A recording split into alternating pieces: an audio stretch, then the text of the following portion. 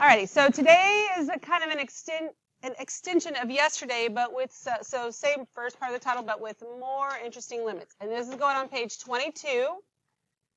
And for AP Classroom, this uses sections 1.2 through 1.5, but in 1.5, it's just topic questions 5 and 6. I don't know if that really matters to you because I'm assigning the topic questions to you, but what that should kind of mean to you is not all of 1.5, right? So if you went back and watched the 1.5 video, we haven't covered all of that yet. We're going to kind of go back. It's kind of in pieces, right? So it says limits can be a tricky subject because it forces us to look at our graphs a new way. Remember the golden rule of limits, okay? So the golden rule of limits, what has to happen in order for a limit to exist? How do I know that the limit as x approaches 2 of f of x exists? What has to be true? It's the same from where? From the left and the right, exactly. So your golden rule is basically this. The limit as x approaches c of f of x exists if and only if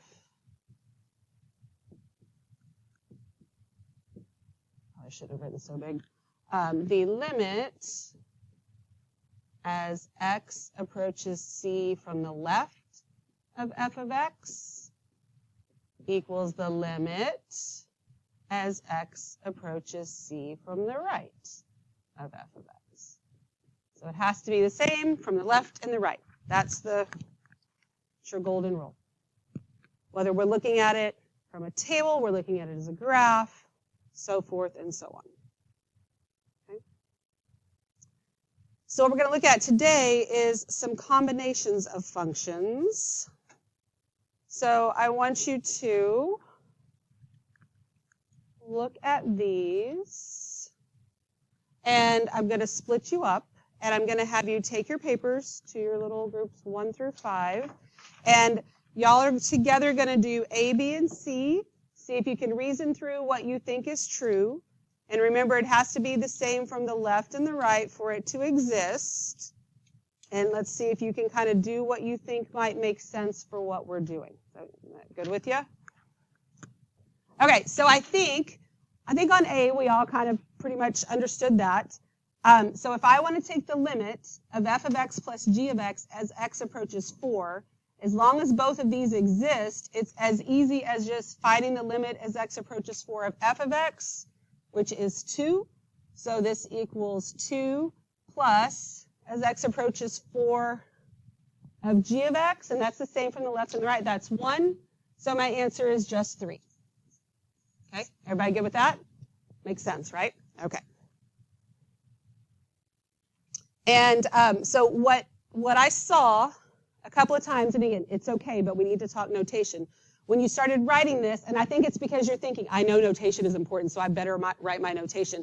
What we would not write, so we're going to write it and then we'll put an X through it. I'm not going to write the limit as x approaches 4 of 2 plus 1. That doesn't really make any sense because this is what I'm taking the limit of, and so it ends up this equals 2 plus 1. You see the difference there? So once you have actually evaluated the limit, once you start replacing whether it literally says 2x squared plus 3 or whether we're calling it f of x, once you have replaced that part, then this notation drops off because you have evaluated the limit. Also, not that it would be necessary on this one, but we have what's called a safe stop. You don't have to actually finish stuff up all the time. There are times when you'll want to because you're working through things, but you could have left it as 2 plus 1. That's a safe stop. And we'll probably have in our notes sometimes where we put a little SS, meaning this is the safe stop, but for note purposes, we're going to keep going so we can talk about some other things.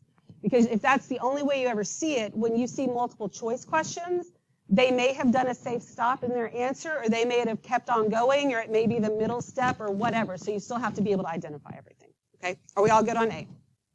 All right. So let's look at B. So this is the one that I had you go back to. We were all kind of pretty confident that the answer was does not exist here. And it is, but the first time you got it, you kind of got lucky. So let's explain why we had to do a little bit more. So when I look at this, the limit as x approaches 2 of f of x, well, that doesn't exist, right? Because when I come from the left and the right, they're different. So it doesn't exist, so then you were like, oh, that's it, doesn't exist, right? But when that happens in here, we can't just say, that's it, does not exist, because sometimes we will still get a value for our answer.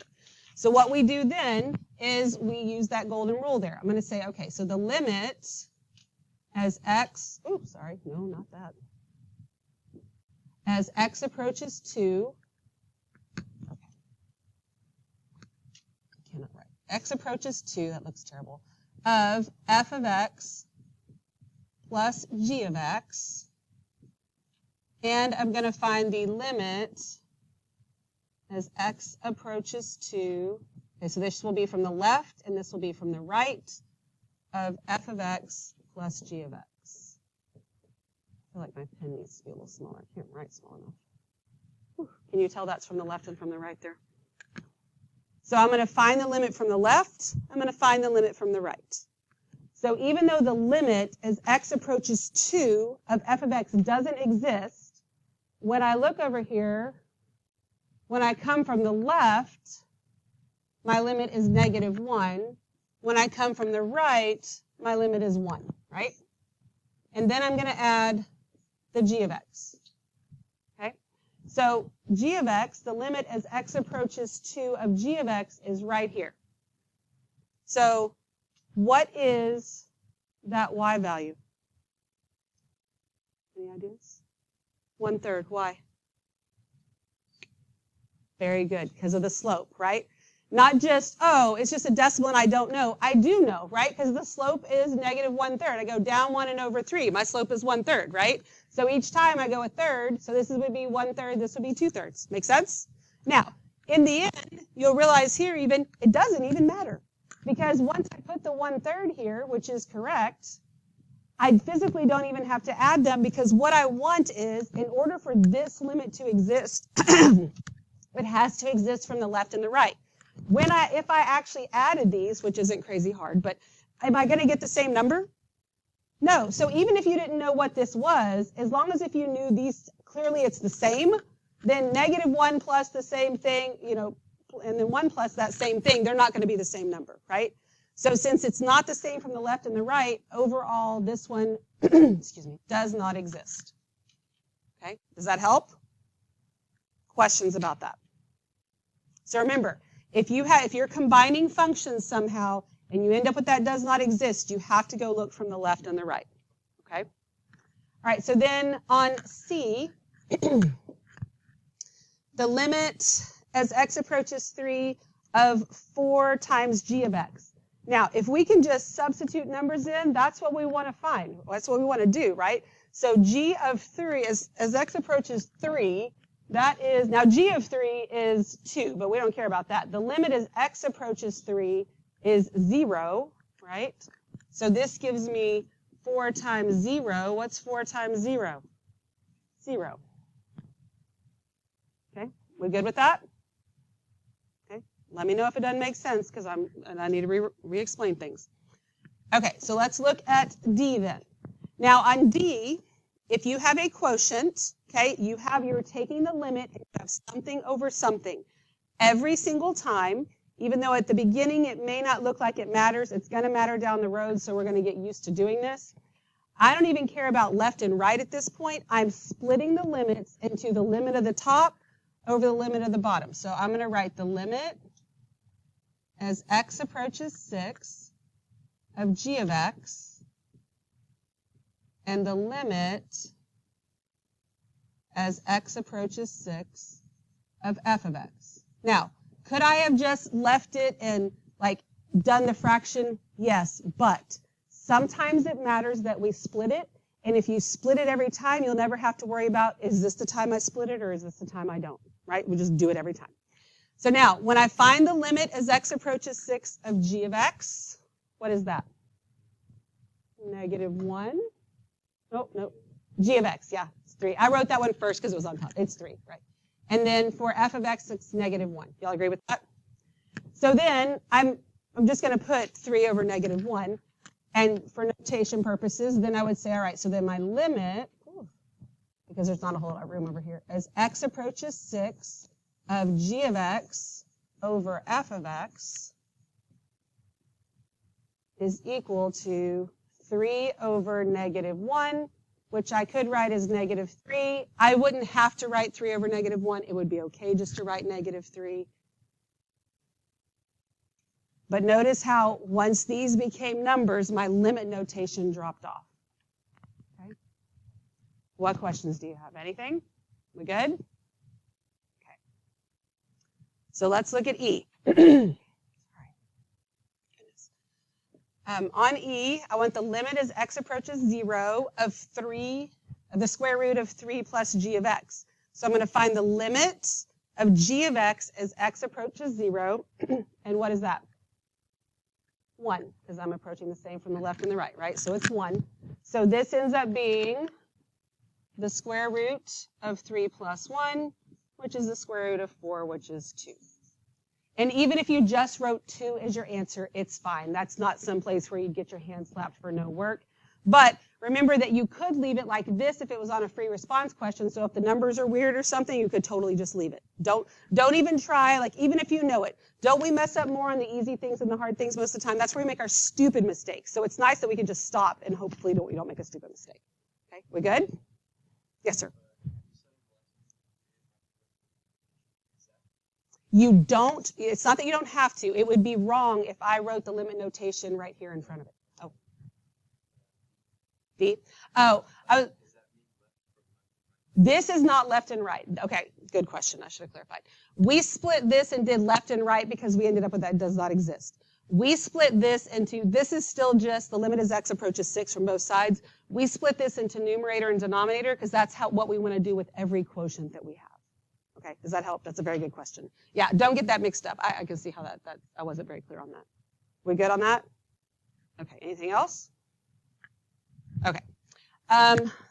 Now, let's look at this one. The limit as x approaches 5 of f of x minus 4 times g of x. So if I do f of x minus 4, that's 5 minus 4, so I really want 1, right? So now I'm looking at the limit as x approaches 1 for f of x, and what is that? 0. Good.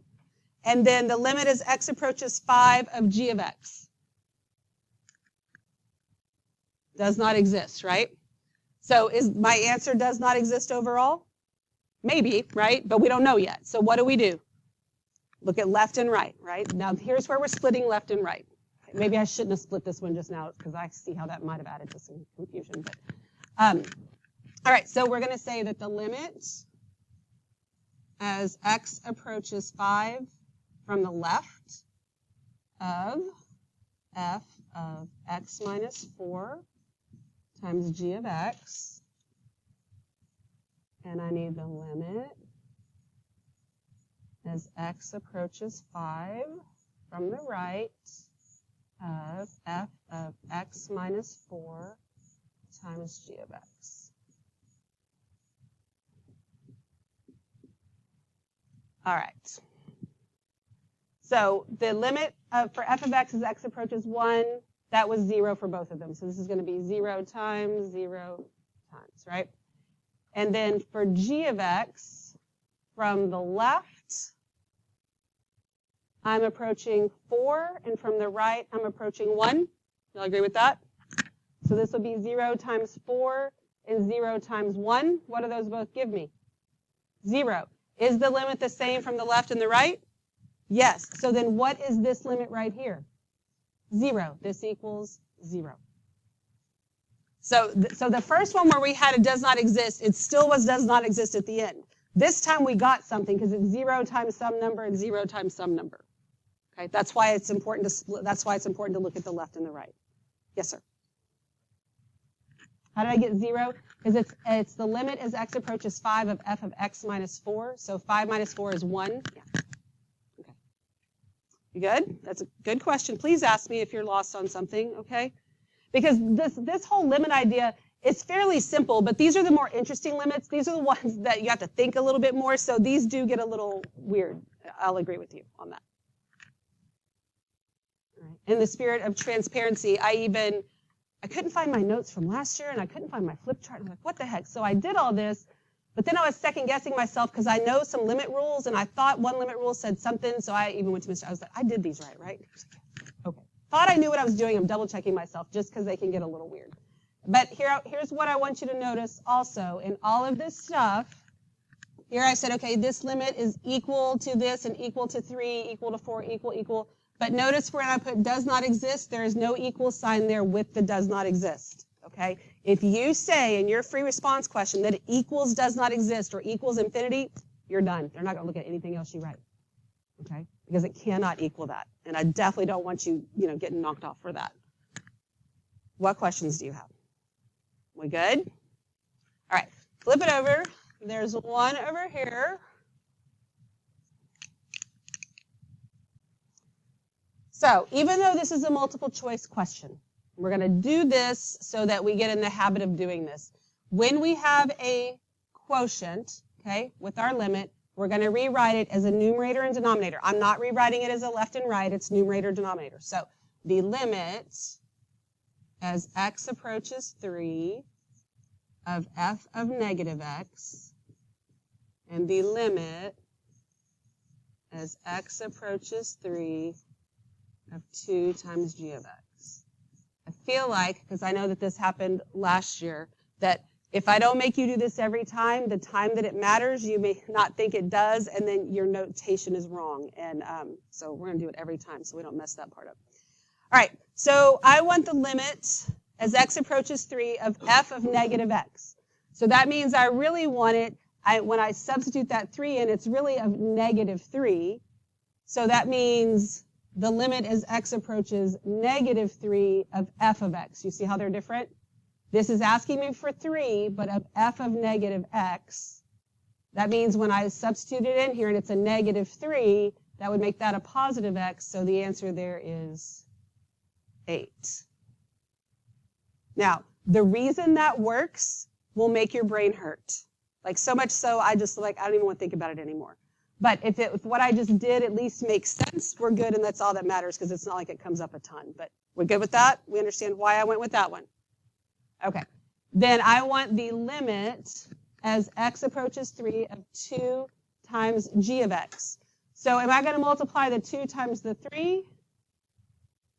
The answer is no to that, because I'm going to find the g of x, and if I had anything in there, I would deal with that. So the limit as x approaches 3 of g of x, that's 2. So this becomes 2 times 2, which gives you 4. And then the limit was really the quotient, so this limit really equals 8 over 4, and that's where the 2 comes from. Okay. And this kind of question would be a multiple choice question. This wouldn't really be, it wouldn't make sense really for it to be in a free response type of thing. So you would see a table like that, or you would see a graph like that, and if you can make those pieces work, you're good. Okay? Ask me a question. Okay. So now this question right here is kind of worded weird. It's one of those things that we wanted something specifically in the blank, but then the question got weird. So it's not really why can we guarantee, but we can guarantee. So we guarantee, that's what we're going to say. We guarantee that the value, so remember, the value of the limit as x approaches 3 of f of negative x, which is what we were trying to find, is going to equal the limit as x approaches negative 3 of f of x. Right? And that's what we did on the first one. So that kind of thing, and whether it was 3, 5, or whatever, but hopefully that part makes sense to you. Okay, we good on that? Any questions at all? Okay, so I want you to use the rest of the time to get into AP Classroom. Did anybody actually get in there yesterday?